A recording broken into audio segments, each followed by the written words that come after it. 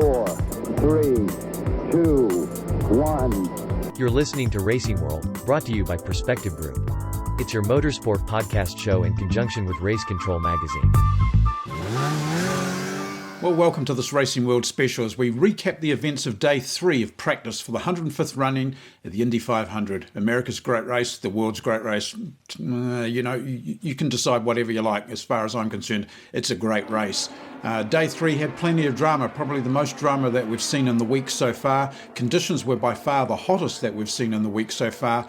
And just a day away before the teams get that extra amount of boost given to them to run on Fast Friday and then prepare themselves for qualifying on Saturday, where 2 people are not going to make the cut. There's 35 cars there for 33 spots.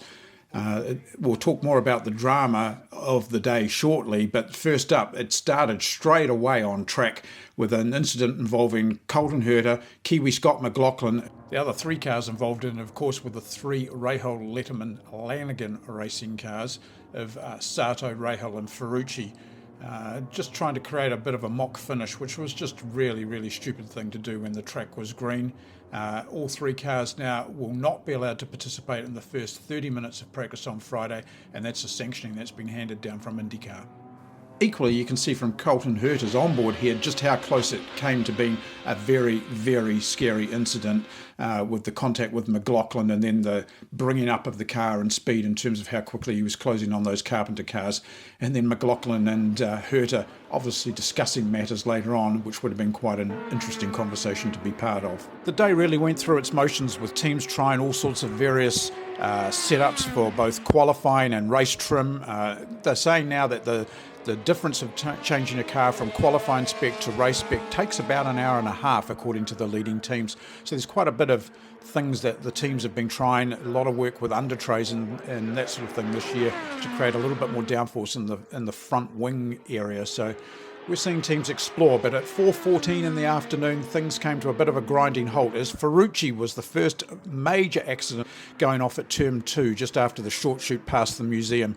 Now, this area, I witnessed the Davidson crash here probably 4 years ago now, very similar actually when it happened, and the car looked very similar afterwards. So I believe it can be rebuilt. The condition of Ferrucci is still a little bit unknown, was transported to Methodist Hospital to be checked, and clearly needed help getting out of the car. So I'm suspecting maybe some foot or ankle type injuries there, but we'll know more about that tomorrow. And you can see that or catch up with that news on the Facebook page, Race Control Magazine at Facebook, where we're doing the daily updates. Well, the day moved on from the Ferrucci incident, and it wasn't too long before the teams were hard back at it, and conditions would be very similar to when the Fast 9 would be run. So a lot of teams were out there exploring things, and one of those, of course, the man himself, crowd favourite when there's a crowd there, of course, it's Tony Kanaan. And Tony topped the timesheets for the day.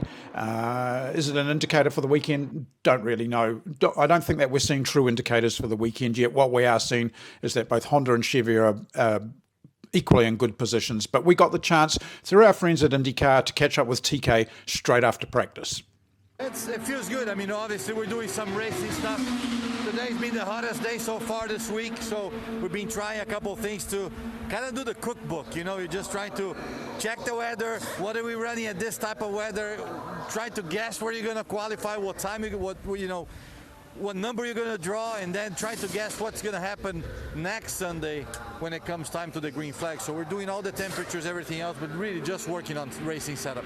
I think there's plenty more to come from the Ganassi team this year, with all 4 cars looking quite strong, which we haven't really seen out of the Ganassi stable in quite some time. So that's a little bit of a threat to others, but again, very early days for playing your hand, and I'm sure there's plenty hidden, shall we say. Of course, man that was involved in things earlier on in the day, Kiwi Scott McLaughlin, and again, thanks to our friends at IndyCar, we were able to catch up with Scott straight after the practice session had finished today. Hey guys, not a bad day here on the Pennzoil Chevy. Overall, felt pretty strong. Race trim and qualifying. I think we're in a good spot, but who knows? I think it was probably our strongest day that we've had. It wasn't our cleanest day, but it wasn't our worst. So we'll see how we go tomorrow. Fast Friday, turns the boost up, we'll go fast. Of course, leading the Chevy way really was Ed Carpenter, local hometown hero. Always a guy that's going to be around when it comes to pole day. Always a guy that you can't count out. And all three of the Ed Carpenter racing cars looking very, very good, that's for sure. What we're doing is just out here validating, what our data says on balances. You're right. I mean, it's really hard because there's people out doing race runs right now. It's hard to get a clean lap. With all the parts that are on the car now, it's easy to see some of them, but it's hard to see them all in wing angles. So, we'll be able to see what the no-toe times say and, try to have a guess, but you never really know until the boost goes up anyway. So I think we're in a good spot. And then rounding it out with our follow-up of drivers for the day, it wouldn't be complete without talking to Will Power, complete with the bad hairdo, but Will, it was a big, big day again for Penske. Yeah, had a pretty good morning, I guess. It was pretty straightforward, low boost, not much horsepower. Just getting a feel for the trim levels we'll run tomorrow. Then some race work this afternoon. Got some good information and I think now the boys will just transition the car into a qualifying spec and have a lot more horsepower tomorrow, another probably 100 horsepower. So see how that goes. It's a couple of days of intensity, you could say, when you've got to put 4 laps together right on the limit around this place. Well, that pretty much sums things up on day 3, the most eventful day of practice so far for the 105th running of the Indy 500. Day 4, what will it bring? It brings extra boost, as we mentioned early on. See teams truly in qualifying specs, so I would assume that we're going to see very light fuel loads with the cars, and the speeds will go up. Averaging around the 225, 226 mile an hour mark right now. I believe under these conditions will easily be in the 232 mark. So we'll wait and see whether I'm true or not this time tomorrow, and we'll keep you updated. And on Saturday, US time, so Sunday, New Zealand time, we will have a qualifying podcast special for you all as well, featuring the front row. As soon as we can get them, we've already organised it with IndyCar, so we look forward to bringing you that. Until then, don't forget, check out the Facebook page for all the latest updates regarding the Indy 500, Race Control Magazine on Facebook, and we'll see you then.